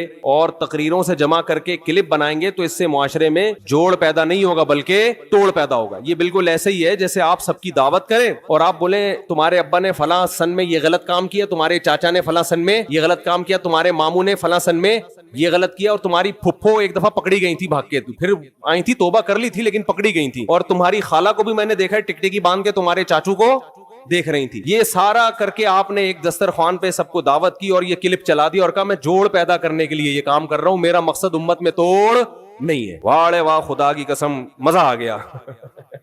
تو بعض لوگوں کا یہ کام ہے, فلاں بزرگ نے اپنی کتاب میں یہ لکھا, فلاں بزرگ نے اپنی کتاب میں یہ لکھا, فلاں بزرگ نے اپنی کتاب میں یہ لکھا, فلاں دیوبندی نے اپنی کتاب میں یہ, فلاں بریلوی نے تقریر میں یہ کہا, فلاں اہل حدیث نے تقریر میں یہ کہا, فلاں نے, اور وہ اتنا ملغوبہ بنا کے سب علماء سے لوگوں کو بدگمان کر کے کہا کہ میرا کام امت میں جوڑ پیدا کرنا ہے, میں فرقہ پرستی اور توڑ کو کبھی پنپنے نہیں دوں گا. خدا کی قسم اس سے بڑا لطیفہ دنیا میں کوئی ہو نہیں سکتا. مثبت چیزوں کو ہائی لائٹ کیا جاتا ہے, ہر انسان سے غلطیاں ہوتی ہیں, ہر انسان سے. علماء اس بارے میں ایک اصول بیان کرتے ہیں کہ آدمی غلط ہو پھر اگر وہ صحیح بات بھی کرے تو اس کی وجہ سے متاثر مت ہو. جیسے غامدی صاحب نے اسلام کا بیڑا غرق کر دیا, 2-4 اچھی باتیں بھی کرتے ہیں, وہ جنت جہنم کی بھی تھوڑی سی باتیں کر لیتے ہیں, لیکن ویسے پورا انہوں نے پردہ کے بھی دھجیاں اڑا دی, عدت کے حکام کی دھجیاں اڑا دی, داڑھی کا انکار کر دیا, اور پتہ نہیں کیا کیا. 2-4 باتیں اچھی کر لیتے ہیں کہ اللہ کا وجود ہے, اللہ کی توحید ہے, ملحدوں کے خلاف تقریریں بھی ان کی ملتی ہیں. اور بعض دفعہ بندہ کیا ہوتا ہے, صحیح ہوتا ہے لیکن اس سے غلطیاں ہوتی ہیں. تو اگر کوئی بندہ ٹھیک ہے, اس سے کبھی غلطی ہو رہی ہے, تو آپ اس کی غلطی کو اچھال رہے ہو, اس کا مطلب آپ غلط ہو, آپ کی سوچ کیا ہے, غلط ہے, آپ نیگیٹیوٹی کو فروغ دے رہے ہو معاشرے میں. تو خیر کہاں سے کہاں بات چلی گئی, ہم تو رمضان شوال میں الجھے ہیں. تو بہشتی زیور کتاب ہے, مسائل بہشتی زیور حضرت مولانا اشرف علی تھانوی کی. جہاں حضرت مولانا اشرف علی تھانوی کا نام آئے گا لوگ فوراً کہتے ہیں انہوں نے اپنے نام کا کلمہ پڑھایا تھا, اشرف علی رسول اللہ. میں ممبر پہ بیٹھ کے دعوے سے کہتا ہوں انہوں نے کبھی اپنے نام کا کلمہ نہیں پڑھایا. اس کے میں ویڈیو ریکارڈنگ میں جواب دے چکا ہوں, اور اس جواب کا جو جواب آیا ہے نا وہ ادھورا آیا, اس میں میری پوری اعتراضات کا جواب دیا نہیں گیا ہے. اس لیے میں کہہ رہا ہوں ایک دفعہ سامنے بیٹھ کے میں محترم سے اشکال کر لوں گا کہ حضرت اشرف علی تھانوی جو کلمہ پڑھوایا ہے اس کی حقیقت کیا ہے. میں سامنے بیٹھ کے میں مناظرہ نہیں کروں گا, بحث بھی نہیں. جیسے لوگوں کو اجازت ہوتی ہے نا سوال پڑھنے کی, بھائی محترم کی مجلس میں لوگوں کو اجازت ہے کہ سوال پڑھ کے سناتے ہیں, تو ہمیں بھی تو اجازت دو نا. میں نہیں پڑھ سکتا تو میرا کوئی نمائندہ چلا جائے گا, وہ جا کے آپ کی خدمت اقدس میں سوال پڑھ لے گا. آپ کا ظرف اتنا بھی نہیں ہے کہ آپ کسی کو آپ کی مجلس میں سوال پڑھنے کی اجازت دے دو. ہم نے تو یہاں کھلی اجازت دی ہوئی ہے نا, بیان کے بعد سب کو اجازت ہے سوال پوچھنے کی. تو حضرت مولانا اشرف علی تھانوی نے اپنے نام کا کلمہ نہیں پڑھایا, وہ غلط حوالے دے رہا ہے, جھوٹ بول رہا ہے. اور اگر پڑھایا ہے کلمہ فرض کر لے تو پھر وہ مسلمان نہیں ہے. پھر آپ ان کو مسلمان کیوں کہہ رہے ہو؟ جو آدمی یہ دعویٰ کرے کہ مولانا اشرف علی تھانوی نے اشرف علی رسول اللہ کا کلمہ پڑھوایا ہے, کیا وہ مسلمان ہو سکتا ہے جو یہ کلمہ پڑھوائے؟ قادیانی مرزا غلام احمد قادیانی کے نام کا کلمہ پڑھتے ہیں, اس وجہ سے کافر ہے یا نہیں ہے؟ تو میں یہ کہتا ہوں پھر یہ منافقت کیوں کرتے ہو کہ ایک طرف کہتے ہو حضرت مولانا اشرف علی تھانوی نے اپنے نام کا کلمہ بھی پڑھوایا اور دوسری طرف آپ ان کو مسلمان بھی کہتے ہو. یہ پھر منافقت ہے. جو اپنے نام کا کلمہ پڑھوائے وہ بزرگ تو دور کی بات, وہ مسلمان نہیں ہو سکتا. تو آپ ایک دعویٰ کرو پڑھوایا کہ نہیں پڑھوایا, اور اگر آپ کہتے ہو کہ پڑھوایا ہے مگر وہ پھر بھی مسلمان ہے تو پھر کیوں مسلمان ہے؟ اس کی تعویل کیا کرتے ہو آپ؟ تو وہ تعویل آپ کر کے بتاؤ آپ. تو بہشتی زیور بہت شاندار کتاب ہے. باقی دیکھو دنیا میں کوئی کتاب ایسی نہیں ہے اللہ کی کتاب کے علاوہ کہ A to Z بالکل ٹھیک ہو, اس میں غلطی کا امکان نہ ہو. یہ ہم بہشتی زیور کے بارے میں بھی دعویٰ نہیں کرتے. بہشتی زیور میں 15 شعبان کے روزے کو مستحب لکھا ہے, لیکن ہم اس روزے کا مستحب نہیں مانتے کیونکہ اس میں حدیث صحیح نہیں ہے. تو یہ تو چھوٹی موٹی مسٹیک تو دنیا میں ہر شخص سے ہو سکتی ہیں. ہمارے شیخ حضرت مفتی رشید احمد صاحب کی فتاوی کی کتاب ہے احسن الفتاوی, بہت شاندار فتوے ہیں اس میں, بہت بہترین مدلل, لیکن اس کے ہر جز سے کوئی بھی متفق نہیں ہے. وہ تو دنیا میں کوئی کتاب ایسی نہیں ہے. تو اب اس کا یہ حل تھوڑی ہے کہ کتابوں کو اٹھا کے آپ پھینک دیں. اس کا حل یہ ہے کہ علماء اس پہ حاشیے چڑھاتے ہیں, اس پہ اپنی تقریرات لکھتے ہیں, تو پھر اشکالات اور تعلیقات ہوتی ہیں اس کے اوپر. تو یہ بہت شاندار کتاب ہے, آپ اس کو گھر میں رکھیں, اس سے آپ کو رمضان کے مسائل پتہ چلیں گے, خواتین کے خاص طور پر حیض و نفاس کے مسائل, جو آج کل ہماری جدید طبقے سے جو وابستہ خواتین ہیں یونیورسٹیوں پڑھنے والی, ان کو طہارت کے مسائل بھی معلوم نہیں ہے, بالکل نہیں پتا ان کو. تو رمضان کا پہلا خاندانی کام آپ نے کیا کرنا ہے بھائی؟ جلدی سے بات کو ختم کر رہا ہوں میں. ایک روزہ بھی نہیں چھوڑ, یہ آپشن ہی ختم, چاہے سحری میں آنکھ کھلے یا نہیں کھلے. اس سے روزے آسان ہو جائیں گے, ورنہ ٹینشن. دوسرا کام خاندانی کیا کرنا ہے؟ تراویح کی نماز. کیا کام کرنا ہے بھائی؟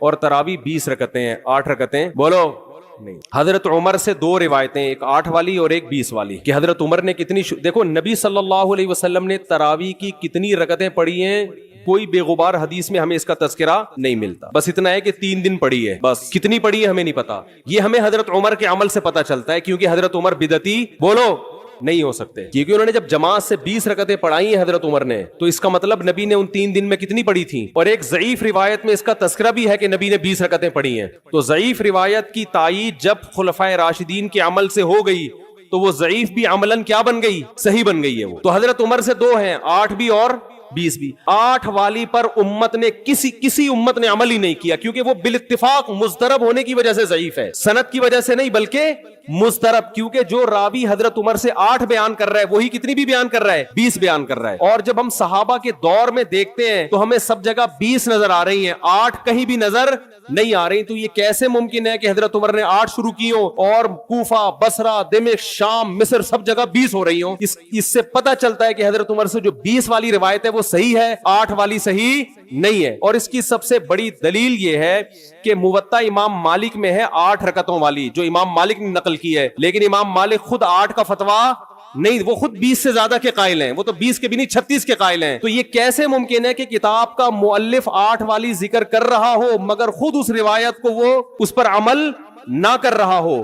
ان باتوں کا کسی اہل حدیث عالم کے پاس جواب نہیں ہے. ترمذی میں ایک روایت پیش کی جاتی ہے امام احمد بن حنبل سے, یہ روایت ہے کہ اس میں کوئی مخصوص عدد ثابت نہیں ہے, جتنی چاہے پڑھ لو. لیکن امام احمد کی جو اپنی اصل کتابیں ہیں فقہ کی, اس میں امام احمد کے شاگرد جو امام احمد سے ذکر کرتے ہیں وہ ذکر کرتے ہیں امام احمد بن حنبل کے نزدیک بھی 20 رکعتیں مختار ہیں. سمجھ نہیں آ رہی میرا خیال ہے. تبھی فقہ حنبلی میں تراویح کی رکعتیں کتنی ہیں؟ 20. اور امام ابو حنیفہ کے نزدیک بھی. لوگ پتہ ہے مجھ سے کیا کہتے ہیں, لوگ جو ہے نا کہتے ہیں کہ یار آپ ان حدیثوں کا انکار کر رہے ہو جس میں 8 آتا ہے. 8 والی جو بخاری کی حدیث ہے نا, اس کا تراویح سے کوئی تعلق نہیں ہے. بخاری میں آتا ہے نبی رمضان اور غیر رمضان میں 8 پڑھتے تھے, اس کا تراویح سے کوئی تعلق, وہ تو غیر رمضان میں بھی تھی. اتنی سینس نہیں ہے یار, آپ ہمیں قرآن و حدیث سکھا رہے ہو اور ہمیں اپنا مقلد بنا رہے ہو اتنے بڑے بڑے مجتہدین کی تقلید چھوڑ کے. میں لوگوں سے ایک بات کہتا ہوں, ایک قرآن و حدیث وہ ہے جو ابو حنیفہ, شافعی, مالک اور احمد بن حنبل نے سمجھا, اور ایک قرآن و حدیث وہ ہے جو 15ویں صدی کے مولوی سمجھ رہے ہیں. کس کی فہم زیادہ صحیح ہوگی؟ بولو بھائی. ایک قرآن وہ ہے جو انجینئر بیان کر رہا ہے حدیث, ایک حدیث کی تفصیل وہ ہے جو امام مالک بیان کر رہے ہیں, ابو حنیفہ بیان کر رہے ہیں جن کی 80 ہجری میں پیدائش ہوئی ہے, تابعین میں سے ہیں, جو امام شافعی بیان کر رہے ہیں. تم امام شافعی کو چھوڑ رہے ہو, تم امام ابو حنیفہ کو چھوڑ رہے ہو, تم امام مالک کو چھوڑ رہے ہو, تم احمد بن حنبل جیسے محدث اور فقیہ جو امام بخاری کے استاذوں میں ہیں ان کو چھوڑ کر فالو کس کو کر رہے ہو؟ انجینئر کو. اور تم کہہ رہے ہو ہم صرف قرآن و حدیث کو مانتے ہیں, ہم کسی اور چیز کو نہیں مانتے. تم قرآن و حدیث کو نہیں مانتے میرے بھائی, تم مقلد ہو, اندھے مقلد ہو. تم قرآن و حدیث کی اس تشریح کو مانتے ہو جو انجینئر کر رہا ہے, اس تشریح کو نہیں مانتے جو احمد بن حنبل کر رہے ہیں, جو ابو حنیفہ کر رہے ہیں, جو امام مالک کر رہے ہیں, جو امام شافعی کر رہے ہیں. یہ بڑے بڑے تابعین, تبع تابعین, مجتہدین جن کو پوری امت نے فالو کیا ہے. تو 8 رکعت کی جو موطا امام مالک کی حدیث ہے, اس 8 رکعت پہ امام مالک نے فتویٰ نہیں دیا. کیوں؟ اس لیے کہ وہ حدیث مضطرب ہے, اس میں راوی ایک بیان پہ ٹکتا نہیں ہے, کہیں 20 بیان کرتا ہے, کہیں 8. جب راوی کے بیان میں تضاد ہو تو حدیث مضطرب ہونے کی وجہ سے رد ہو جاتی ہے. اور میں آخری بات کر کے بیان کو ختم کرتا ہوں, یہ جو تراویح کا لفظ ہے یہ 8 رکعتوں پہ فٹ ہی نہیں بیٹھتا ہے. اس کا بھی میں جواب سوال کر رہا ہوں لیکن کوئی جواب نہیں دے رہا. دیکھو اپنی مرضی کے سوال بنا کے جواب دے دیا کرو تو لوگ واہ واہ کریں گے. آپ میرے ساتھ یہ ہو رہا ہے, میں جو بیانات میں اعتراض کرتا ہوں نا اس کا جواب نہیں مجھے ملتا, خود سے اعتراض بنا کے کیا کر دیا جاتا ہے جواب. جیسے میں نے بتایا تھا کہ حرم میں 4 مصلے تھے, حنفی, مالکی, شافعی, حنبلی, 4 مصلے تھے نا کئی سو سال تک, جو کہ نہیں ہونے چاہیے, ایک ہی ہونا چاہیے تھا مصلہ. تو لوگوں نے اعتراض کیا 4 مصلے تھے حرم میں, یہ دیکھو کتنا غلط, یہ حنفی مالکی ایسے ہوتے ہیں. تو میرا سوال یہ تھا کہ 5واں کیوں نہیں تھا اس وقت؟ اس کا مطلب 5واں فرقہ وجود میں آیا ہی نہیں تھا, وہ اب پیدا ہوا ہے. وہ ٹھیک ہے 4 غلط تھے لیکن اس غلط کو بھی صحیح ان 4 میں سے ایک نہیں کیا ہے. سمجھ رہے ہیں کہ نہیں بھئی ایک امام ہونا چاہیے, 4 الگ الگ جماعتیں نہیں ہونی چاہیے. لیکن اس کا مطلب 700 سال تک امت یہ سمجھتی رہی کہ اہل سنت والجماعت کے 4 نمائندے ہیں, 4 مکتب فکر, 5واں کوئی تھا ہی نہیں, لہذا اس کا کوئی مصلی تھا ہی نہیں. تو سوال یہ تھا, لیکن جب سوال یہ پوچھا جائے تو ایسے جواب ملتا ہے کہ وہ سوال ہی پی جاتے ہیں. سوال یہ جواب یہ دیا کہ غلط ہو رہا تھا, یہ بدعت ہے, اور یہ بدعت ہے, یہ ناجائز ہے. تو ہم کب کہہ رہے ہیں کہ صحیح تھا بھائی وہ؟ لیکن یہ پوری دنیا میں نہیں ہو رہا تھا, یہ صرف حرم میں ہو رہا تھا. اور اس کو ختم بھی حنبلیوں نے کیا ہے کہ نہیں جی امام ایک ہونا چاہیے, سارے چاہے حنفی ہو شافعی ہو اس امام کے پیچھے نماز پڑھیں گے. سمجھ میں آ رہی ہے بات کہ نہیں آ رہی؟ تو سوال یہ تھا کہ 700 سال یا 400 سال تک امت کی نمائندگی ان 4 مکاتب فکر نے کی ہے حرم میں, 5ویں نے کوئی اپلیکیشن بھی نہیں دی. اس کا مطلب 5واں تھا ہی نہیں. اور جو آپ یہ مختلف الفاظ بیان کرتے ہو کہ امام احمد بن حنبل اہل حدیث تھے, فلاں میں اہل حدیث تھے, تو امام احمد بن حنبل اگر اس طرح کے اہل حدیث تھے تو پھر امام احمد بن حنبل کے فالوورز کو اہل حدیث کیوں نہیں کہا جاتا ہے, حنبلی کیوں کہا جاتا ہے؟ نہیں آ رہی بات میرا خیال. یہ ایسے ہی ہے جیسے جماعت المسلمین والے کہتے ہیں کہ ہم نبی کے دور سے ہیں, اور پھر بخاری میں دکھاتے ہیں جماعت المسلمین کے الفاظ. او بھائی یہ والی جماعت المسلمین نہیں تھی, یہ تو باقاعدہ آپ نے رجسٹر کروائی ہے 1975 میں. وہ جماعت المسلمین صحابہ کو جماعت المسلمین کہا گیا ہے. تو یہ جو اہل حدیث کا لفظ ہمیں پرانے وقتوں میں ملتا ہے یہ محدثین کے لیے ملتا ہے, یہ کسی مخصوص فرقے کے لیے نہیں ملتا. پھر بھی میں اہل حدیث کو اہل سنت میں داخل سمجھتا ہوں, میں پھر بھی ان کو نہیں کہتا کہ جہنم میں جائیں گے, لیکن میں کہتا ہوں کہ آپ کم از کم اس چند 100 سال پہلے آپ پیدا ہوئے ہیں, آپ کی جماعت وجود میں آئی, ہم پھر بھی آپ کو گلے لگانے کے لیے تیار ہیں, اور ہم صدیوں سے چلے آ رہے ہیں. آپ ہمیں کیا کر رہے ہو؟ آپ ہمیں گمراہ لوگوں میں داخل کر رہے ہو. تو اسلام بہت پہلے بر صغیر میں آیا ہے, جس شکل میں آیا ہے وہی شکل ٹھیک ہے, بات کی چیزوں پر اعتماد نہیں ہوتا ہمیں. تو میں ایک بات کر کے بیان کو ختم کرتا ہوں, یہ جو 8 کا لفظ ہے نا, تراویح کا لفظ ہے, یہ 8 رکعتوں پر صادق بولو نہیں آتا. بہقی کی حدیث ہے اور بھی روایتیں اس بارے میں کہ اسلاف جب تراویح کی نماز پڑھا کرتے تھے, اسلاف سے مراد صحابہ تابعین, تو 4 رکعتوں کے بعد آرام کیا کرتے تھے. تو اس لیے 4 رکعت کو ترویحہ کہا گیا. کیا کہا گیا؟ ترویحہ. روح سے نکلا ہے, روح. استراحت کا لفظ سنا ہے آپ لوگوں نے؟ آرام. استراحت کسے کہتے ہیں؟ آرام. ترویح آرام دینا. راحت, راحت کا لفظ تو اور آسان ہے نا. ارے راحت کا لفظ نہیں سنا؟ راحت کسے کہتے ہیں؟ آپ کہہ رہے ہیں وہ اسے کہتے ہیں, ہمارے محلے میں رہتی ہے. راحت کہتے ہیں آرام, ریسٹ. استراحت, راحت. روح یروح ترویحا, باب تفعیل میں جب جاتا ہے آرام دینا, تو ترویحتن, کیونکہ 4 رکعتوں کے بعد آرام کرتے تھے تو ان 4 رکعتوں کو کیا کہا گیا؟ ایک ترویحہ, یعنی ریسٹ ہے اس کے بعد. اب ترویحہ کا جو لفظ ہے نا, 4 رکعتوں کے بعد کیا ہو رہا ہے؟ ریسٹ. اٹ از کالڈ ترویحہ. سب کو پتہ ہے 4 رکعتوں کو ترویحہ کہتے ہیں. 2 ترویحوں کو عربی میں کہیں گے ترویحتان. کیا کہیں گے؟ جیسے رجل کا معنی ایک آدمی, رجلان 2 آدمی. عربی میں دو کے لیے الگ لفظ استعمال ہوتا ہے, 2 سے زیادہ کے لیے الگ. تو اگر یہ 8 رکعتیں ہوتی تو ان کو محدثین تراویح نہ کہتے بلکہ ترویحتان کہتے یا ترویحتین کہتے. کیا کہتے؟ 2 ترویحیں, اور ان کے بیچ میں ویسے بھی ریسٹ کی ضرورت پڑتی نہیں. ٹھیک ہے, 4 رکعت کے بعد امام بیٹھتا بولتے چل بھائی آگے جلدی کر, جانا بھی ہے گھر میں ہم نے. تو ترویحتین کہتے, ان کو محدثین تراویح نہیں کہتے. اور تراویح کا لفظ ہے جمع. عربی میں جمع کم سے کم افراد کتنے ہوتے ہیں اس کے 3, تو کم سے کم 12 رکعتیں ہونی چاہیے. لیکن تراویح بھی جمع کثرت ہے, جمع قلت, کثرت جمع اقصا کہتے ہیں جو بہت زیادہ جمع ہو. تو پتہ ہے 4 رکعتیں کافی زیادہ ہیں تو ان کو تراویح کہا جائے گا. 4 رکعتیں تھوڑی سی بھی ہو تو ان کو تراویح. 4 رکعتیں اگر 3 دفعہ آئیں گی تو اس کو بھی علی وجہ الکمال ہم پورے طور پر تراویح کا لفظ اس پہ صادق نہیں آئے گا. بات آ رہی ہے سمجھ میں کہ نہیں آ رہی ہے؟ سمجھ میں سب آ رہی ہے, لیکن گھننے بن جاتے ہیں, گھماتے ہیں. اب دیکھیں نا یوٹیوب پہ اس کا جو بیان آئے گا نا اس میں گھمایا ہوا ہوگا, اس میں گھمایا یہ اپنی طرف سے نکالا ہوا ہے. اپنی طرف سے نہیں بھائی, بہقی کی حدیث ہے, مصنف ابن ابی شیبہ کی روایتیں ہیں, آپ دیکھ لو. اس میں لوگ کہتے ہیں حوالہ کیوں نہیں دیا مفتی صاحب نے. آپ انکار کرو میں حوالہ دوں گا انشاءاللہ. آپ انکار کرو کہ ایسا نہیں ہے, ہم ٹائم بچا رہے ہیں اپنا. وہ مجھے کہہ رہے تھے نا اس بحث میں کہ مفتی صاحب آپ دلیل دو, جو دعویٰ کرے دلیل اس کے ذمے ہے. میں نے کہا دلیل اس کے ذمے اس وقت ہے جب سامنے والے دعوے کا انکار کرے. میں نے ستار بھائی کو میں نے کہا کہ ستار بھائی تم نے 1 لاکھ روپے لیے ہیں. ستار بھائی کہہ رہے ہیں نہیں, ہاں لیے ہیں. تو مجھے کیا ضرورت ہے میں گواہ پیش کروں کہ دلیل دوں؟ وہ مان رہا ہے. تو یہ سب مانتے ہیں. یہ تو بس علماء جس نے بھی حدیث کی کتابیں پڑھی ان کو پتا ہے کہ ترویح کا لفظ اس لیے لکھا ہوا ہے اس میں. تو اسلاف سے مسجد نبوی میں, حرم میں ایک رمضان بھی ایسا نہیں گزرا جب سے حضرت عمر نے 20 رکعتیں شروع کرائی ہیں کہ 20 رکعت سے 1 رکعت بھی کم ہوئی. زیادہ تو ہوئی ہیں, کم بولو نہیں ہوئی ہے. ایک امت اتنی بڑی گمراہی پر 1400 سال سے جمع ہو گئی. تو میرے بھائی جو آپ سے قرآن و سنت کے نام پہ بات کرے نا اسے بولے بھائی ٹھیک ہے میں قرآن و سنت ہی کو مانتا ہوں, مگر قرآن و سنت کی وہ تشریح جو ان مجتہدین نے کی ہے اس کو مانوں گا. جو 15ویں صدی کے مولوی کر رہے ہیں تشریح, میں اس کو بولو نہیں, چاہے وہ سعودی ہوں. لوگ کہتے ہیں سعودی عرب میں 8 رکعتیں ہر جگہ ہو رہی ہیں. سعودی عرب میں آج ہو رہی ہیں, 100 سال پہلے کے سعودی عرب میں 8 رکعتیں کہیں بھی نہیں ہوتی تھی. تو یہ کوئی سعودیوں کا کلمہ تھوڑی ہم نے پڑھا ہے کہ جو سعودی عرب میں تو بہت سے لوگوں کی داڑیاں نہیں ہوتی, تو کیا مطلب داڑھی کا انکار کر دو گے آپ؟ تو ہم نے فالو کرنا ہے امام مالک کو, امام احمد بن حنبل کو, امام شافعی کو. یہ بڑے بڑے محدثین تھے, مجتہدین تھے.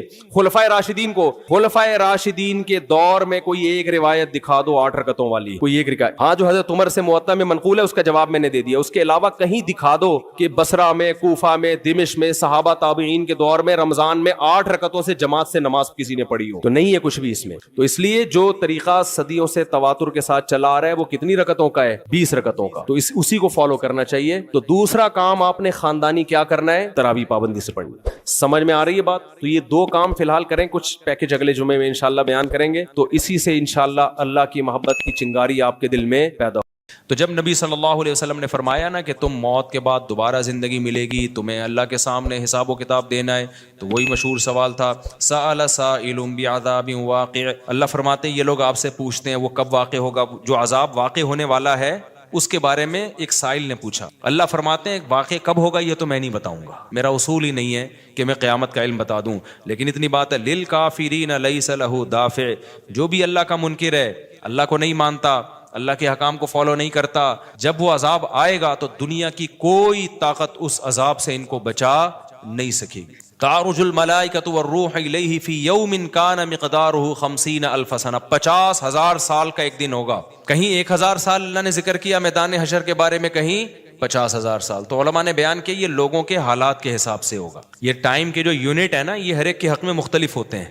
دیکھو جب ہم پیدا ہوئے تو ہم کائنات کو بننے کے اربوں سال کے بعد پیدا ہوئے ہوں گے نا, تو کیا ہمیں انتظار کرنا پڑا؟ بولو نا کیا ہو گیا؟ اگر ہمیں اللہ انتظار کرواتا, ابھی تم عالم ارواح میں ہو, 1 ارب سال کے بعد تمہارا نمبر آئے گا, تو میں تو بوریت سے مر چکا ہوتا. کیا خیال ہے بھائی؟ جہاں فلائٹ 1 گھنٹہ لیٹ ہو جائے انتظار میں آدمی ٹینشن میں چلا جاتا ہے. لیکن ہم تو جب آئے تو ہمیں تو لگا کہ کائنات کی ابتدا آج سے ہو رہی ہے جب ہم نے ہوش سنبھالا, کیونکہ ہمارے وہ یونٹ جو تھے نا, جو وقت کی اکائیاں ہیں, وہ ہمارے حق میں اسٹارٹ ہی نہیں ہوئی تھیں. تو اسی طرح مرنے کے بعد جو مردے کے لیے جو ٹائم کے یونٹ ہے نا وہ چینج ہوتے ہیں. ورنہ جو مردہ بیچارہ 20,000 سال پہلے دفن ہوا ہے وہ تو قبر میں کوئی عذاب نہ بھی ہو رہا, وہ تو پڑے پڑے ہی بور ہو گیا ہوگا کہ اللہ قیامت لے آ, میں تو ٹینشن میں آ گیا ہوں, 20,000 سال ہو گئے مجھے. تو اس کو تو ایسا نہیں لگے گا کہ 20,000 سال ہو گئے, وہ جب دوبارہ اس کو اللہ تعالیٰ اٹھائیں گے تو نیک لوگوں کو تو لگے گا ابھی ہم سوئے تھے اور ابھی ہمیں کسی نے آ کے اٹھا دیے. جیسے گہری نیند میں جب انسان سوتا ہے کئی گھنٹے بعض دفعہ سوتا ہے, کوئی آ کے اٹھائے تو اس کو لگے گا یار ابھی تو میں سویا تھا, ابھی آپ نے اٹھا دیا ہمیں. تو سوتے ہوئے آدمی کے ٹائم کے یونٹ الگ ہوتے ہیں, مرنے کے بعد کے ٹائم کے یونٹ الگ ہوتے ہیں, عالم ارواح کے الگ تھے. اور بعض تو یہ بھی میں نے سنا ہے کہ دوسرے سیارے پہ آپ چلے جائیں نا زمین کے علاوہ تو وہاں بھی ٹائم کے یونٹ چینج ہو جائیں گے. تو اسی طرح آخرت کے ٹائم کے یونٹ بالکل الگ ہے. ایک دن 50,000 سال کی, دنیا کا جو 50,000 سال ہے نا وہ وہاں کا ایک دن ہوگا. کسی کے حق میں 1,000 سال, کسی کے حق میں 50,000 سال. یہ وہ ہے جب حساب و کتاب جس میں ہوگا. تو اللہ نافرمانوں کو عذاب سے پہلے نا حساب و کتاب کا عذاب دیں گے. اللہ ہم سب کو اس عذاب سے محفوظ رکھے, جس کو قرآن نے ایک جگہ بیان کیا, یجعل الولدان شیبا, وہ ایسا دن جو بچوں کو بوڑھا کر دے. ایسا دن یفر المرء من اخیہ, انسان اپنے بھائی سے دور بھاگے. اس لیے بڑے بڑے اللہ والے وہ جہنم سے زیادہ پناہ مانگا کرتے تھے میدان حشر کی سختیوں سے. جہنم تو اس سے زیادہ سخت ہے, لیکن میدان حشر کوئی کم چیز نہیں ہے, وہ کوئی کم عذاب نہیں ہے. تو اللہ فرماتے ہیں کہ 50,000 سال کے برابر ایک دن ہوگا.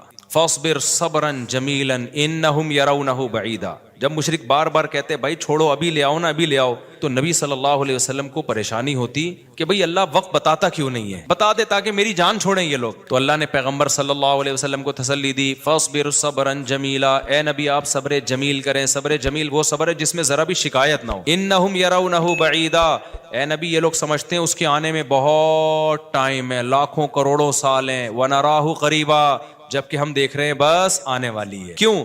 جب آپ مر گئے نا, ابھی دیکھو ہو سکتا ہے 1,000 سال باقی ہوں قیامت آنے میں, ہو سکتا ہے 20,000 سال باقی ہوں, لیکن ہمارے مرنے کے بعد ہمیں نہیں لگے گا 20,000 سال, ہمیں تو ایسا لگے گا ابھی ہم مرے تھے اور اتنی جلدی اللہ نے قیامت قائم کر لی. تو ہمیں تو اپنی موت کے حساب سے چلنا ہے بھائی. ہمیں کیا پتا کہ ہمیں کیا کرنا ہے اس سے کہ 50,000 سال بعد قیامت آئے یا 1 کروڑ سال بعد آئے. جب ہم مر گئے تو ہماری قیامت واقع ہو گئی ہے, ٹائم کے یونٹ ہمارے حق میں چینج ہو جائیں گے. تو اس لیے اللہ کہتے ہیں انہم یرونہ بعیدا, اے نبی یہ سمجھتے ہیں بہت بعد میں آئے گی قیامت. ونراہ قریبا, ہم تو دیکھ رہے ہیں کب ہے, تو بالکل قریب ہے, وہ زیادہ ٹائم نہیں ہے. یوم تکون السماء کالمہل, اللہ فرماتے ہیں جس دن آسمان تیل کی تلچھٹ کی طرح ہو جائے گا, ایسے پگھل جائے گا آسمان. اتنی بڑی تباہی آنے والی ہے اس کائنات پہ جس پہ ہم فخر کر رہے ہیں, اس یہاں کے شاپنگ سینٹروں پہ فخر کر رہے ہیں. میں بھی ایک پروگرام میں گیا نا اسلام آباد میں, بڑا زبردست پروگرام تھا, بڑے بڑے تاجر آئے ہوئے تھے, تھوڑا سا موٹیویٹ کرنا تھا لوگوں کو تاکہ پیسہ کمائیں. تو یہ تو اچھی بات ہے, اسلام تو آپ کو بزنس کا پیسہ کمانے کا حکم دیتا ہے تاکہ ہم بھکاری پن سے نکلیں. بھکاری پن کو تو پسند نہیں کیا گیا نا, ایک شخص بھیک مانگتا ہے نبی نے اس کو پسند نہیں کیا, تو پوری قوم پورا کنٹری بھکاری بن کے IMF کے سامنے کشکول لے کے کھڑا ہوا ہو, تو ہمارے نبی اس کو پسند کریں گے کہ کوئی مسلمان قوم ہو اور قومی سطح پہ بھکاری بن چکی ہو. تو یہ علماء کی ذمہ داری ہے لوگوں کو پیسہ کمانے کی ترغیب دیں, بزنس کی طرف لے کر آئیں, یہ مذہبی ذمہ داری ہے. تو میرا اس میں کوئی کمیشن نہیں تھا, میں گیا, میں نے تقریر کی, لیکن ایک چیز کا مجھے اندازہ ہوا کہ یار ایک چیز یہاں پیدا ہو رہی ہے, پیسہ کمانے کے ساتھ پیسے کی محبت بھی آ رہی ہے. تو مجھے خیال ہوا میں اپنی اسپیچ میں ایک بات کہوں کہ آپ یہاں آئے ہیں, سارے ارب پتی کروڑ پتی تاجر ہیں, سب اپنے اپنے تجربے شیئر کر رہے ہیں کہ میں یہ کرتا تھا, آج میں نے اتنے روپے کما لیے, میں یہ کرتا, تاکہ لوگوں کو موٹیویشن ملے. اچھی بات ہے, بہت اچھا پروگرام تھا. تو مجھے خیال ہوا کہ ایک بات میں کہوں کہ ضرور, لیکن ایک چکر نا ہفتے میں ایک دفعہ قبرستان کا ضرور لگایا کرو تاکہ نیتیں ٹھیک ہو جائیں پیسہ کمانے سے. ایسا نہ ہو یہ پیسہ قارون بنا دے آپ کو. تو ایک دفعہ ایسا کیا کرو, جیسے یہ پروگرام ہو رہا ہے بڑا زبردست, لوگ آ رہے ہیں, ایوارڈ مل رہے ہیں, اور تو یہاں سے نکل کے, لیکن میں نے کہا نہیں, میں نے کہا یہ ان کے مینٹل لیول سے نا اوپر کی چیز, ہر چیز ہر جگہ کہنے کی نہیں ہوتی. یہ کہیں گے مفتی صاحب رنگ میں بھنگ ڈال کے چلے گئے. اچھا بھلا ہم دیکھ رہے تھے اتنے کروڑ پتی لوگوں کو سن کے ہمیں بھی خواب آ رہے تھے, کل ہمارے پاس لینڈ کروزر ہوگی, 4 شادیاں ہوں گی, اب پیسہ ہوگا زبردست, یہاں جائیں گے وہاں جائیں گے.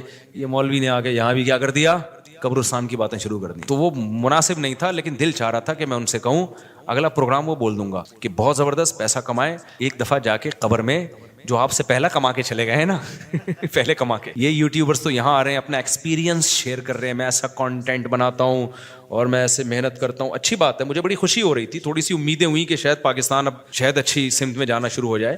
تو مجھے ان پہ وہ کوئی نہیں, وہ تو بہت اچھا کر رہے تھے, بلکہ یہ تو ایک ظرف کے بڑے ہونے کی بات ہے کہ آپ بتائیں کہ میں نے پیسہ ایسا کمایا, ورنہ لوگ بتاتے ہیں کہاں ہیں. مجھے ان یوٹیوبرز میں خوشی ہو رہی تھی, وہ بتا رہے تھے ہم نے یہ کانٹینٹ بنایا, ہم نے ایسے چینل بنایا, اتنے پیسے کمائے. تو اچھی بات ہے, شیئر کرو یار تاکہ لوگوں کی غربت ختم ہو, وہ بھی کریں یہ کام. لیکن ساتھ ساتھ ایک بات, یہ پیسہ آپ کو سلیمان علیہ السلام جیسا بھی بنا سکتا ہے اور قارون اور فرعون جیسا, ابو بکر عثمان جیسا بھی بنا سکتا ہے اور ابو جہل جیسا بھی بنا سکتا ہے. کیا خیال ہے؟ یہ سارے پیسے والے لوگ تھے نا. تو آپ پیسہ کما کے سلیمان علیہ السلام جیسے شکر گزار بن جاؤ, عثمان ابن عفان جیسے غنی بن جاؤ, عبد الرحمن بن عوف جیسے بن جاؤ.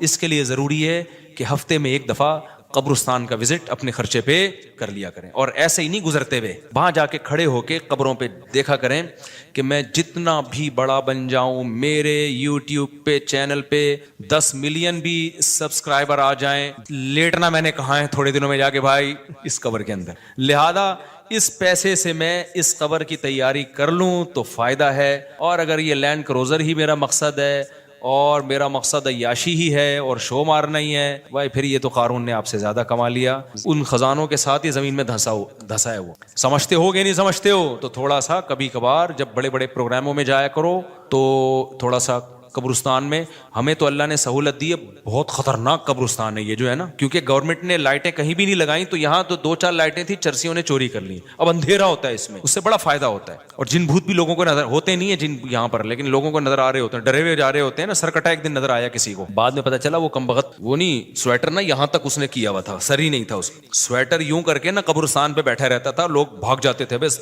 سرکٹا آیا ہوا یہاں پہ, ٹھیک ہے نا. تو آپ یہ جو ہمیں اللہ نے بڑی سہولت دی ہے, کبھی کبھار ایسا کیا کرو, یہاں چلے جاؤ. رات کے وقت جاؤ گے تو جیسے آپ نے انرجی اپنی خرچ کرنی ہے نا, تو کہتے ہیں ڈاکٹر 1 گھنٹے کی واکنگ سے 15 منٹ کی جاگنگ بہتر ہے. 15 منٹ کی جاگنگ میں اتنی انرجی لگ جائے گی جو 1 گھنٹے کی واکنگ میں نہیں ہوگی. تو دن میں قبرستان 100 دفعہ جانے سے بہتر ہے رات میں 2:30 بجے 1 دفعہ چلے جاؤ. بس رات میں 2:30 بجے 1 دفعہ چلے جاؤ, اور وہاں جا کے بیٹھو, بیٹا آنا کہاں ہے, یہی آنا. اور یہ جو لیٹے ہوئے ہیں نا, یہ سارے غریب نہیں تھے, ٹھیک ہے نا. ان میں بہت سارے کروڑ پتی تھے, ارب پتی تھے, 4 شادیوں والے بھی تھے, 1 والی بھی تھے, اور بچوں والے بھی تھے, بغیر بچوں والے بھی تھے, جوان بھی تھے, بڈھے بھی تھے, 30 سال کے بھی تھے, 15 سال کے بھی تھے, 6 مہینے کے بچے بھی تھے. کیا نظر آ رہے ہوں گے قبریں, جا کے دیکھو. کل ہوس اس طرح سے ترغیب دیتی تھی مجھے, وہ ایک شاعر نے بڑا شعر کہا ہے کہ مجھے ہوس جو ہے نا وہ ترغیب دیتی تھی. ہوس نہیں ہوتی پیسوں کی دولت کی کہ یہ سکندر ہے, ہاں وہ کہ جو ہے نا, مجھے پورا شعر یاد نہیں, 20 سال ہو گئے سنے ہوئے اس کو.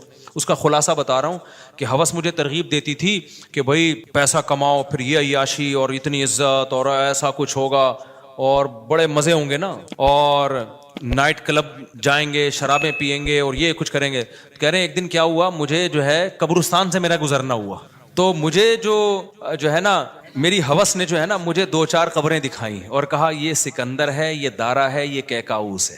یہ سکندر اعظم کی قبر ہے, لاکھوں باندیاں تھیں اس کے پاس. آپ تو 2-4 گرل فرینڈ پہ فخر کر رہے ہو, گرل فرینڈ نہیں, لاکھوں باندیاں. گرل فرینڈ آپ کے تابع نہیں ہوتی, باندی تو جیسے آپ بولو گے بھائی جو کام آپ اس کے ذمہ لگاؤ گے وہ بھاگ نہیں سکتی, نوکر ہے آپ کی. تو اتنی بڑی بڑی دنیا انہوں نے روئے زمین پہ حکومتیں کی ہیں. آج قبروں کے اندر یہ دارا ہے, یہ کیکاؤس ہے, یہ سکندر اعظم ہے. بڑے بڑے بادشاہوں کی قبریں آپ کو نظر آئیں گی پڑے ہوئے اندر. اب نئے زمانے میں شعر کو ہم یوں چینج کر دیں گے, یہ 10 ملین والا ہے سبسکرائبر تھے, یہ 20 ملین والا, یہ 50 ملین والا. ایک کلپ بعض ایسے مشہور ہو جاتے ہیں, کھجا بھی رہے ہوں گے نا, بس یہ اپنی کھجانے کی ویڈیو ڈال دیں یوٹیوب پہ, لاکھوں روپے کما لیتے ہیں بیٹھے بیٹھے. بعض ایسے مشہور ہو گئے, کچھ بھی نہیں کرے نا, بس وہ کہے کہ ناڑا باندھتے ہوئے دکھا دیں, میں ناڑا باندھ رہا ہوں, میں ناڑا ایسے ٹائٹ کرتا ہوں, زار بند ایسے ٹائٹ کرتا. اتنے مشہور ہو گئے ہیں وہ, بس لوگ دیکھنا چاہتے ہیں, لوگ پتہ نہیں کیا ہو گیا اب.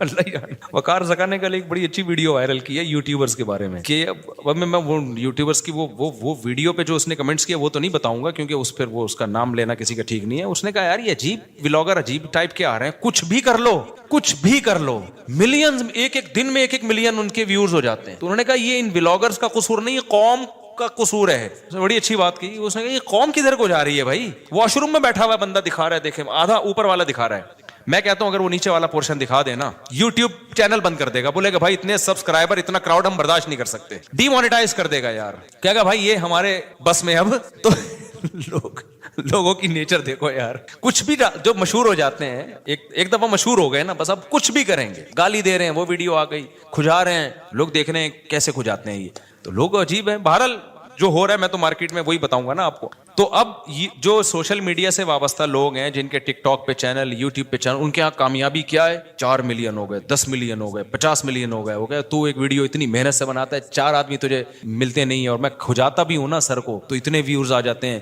تو کل یہ شعر چینج ہوگا, یہ سکندر ہے, یہ دارا قبروں میں نا, تو کہیں گے یہ 10 ملین والا ہے, یہ 20 ملین والا. یہ ناڑا باندھتے ہوئے ایک دفعہ ویڈیو ڈالی تھی اس نے, اور 20 ملین ایسے ہو گئے تھے. تو یہ سب آئے گا مارکیٹ میں. تو اس لیے میرا دل چاہتا ہے کہ میں ان لوگوں سے, میرا اس پروگرام میں دل چاہ رہا تھا ایک دفعہ بولوں کہ آپ تمام حضرات سے گزارش ہے, بہت اچھا پروگرام ہے اور اللہ کرے اور پیسہ آئے اور یہ لوگ اپنے تجربوں کو شیئر کریں, لیکن کائنڈلی تھوڑا سا قبرستان بھی, ہمارے نبی نے پیسہ کمانے کی ترغیب دی ہے, ساتھ ساتھ قبرستان جانے کی بھی ترغیب دی ہے. صحیح بخاری کی حدیث ہے, کنت نہیتکم عن زیارت القبور فزوروها فانها تذکر الاخرہ. نبی نے فرمایا میں نے تمہیں قبرستان جانے سے منع کیا تھا کیونکہ بدعتیں ہو رہی تھیں, شرک پھیل رہا تھا, لیکن اب توحید قائم ہو گئی ہے, شرک کا خطرہ ختم ہو گیا. فرمایا فزوروها, قبرستان جایا کرو کیونکہ اس سے آخرت یاد رہتی ہے, انسان کو اپنی اوقات میں رہتا ہے, اپنی اوقات سے باہر نکلنے کی کوشش نہیں کرتا.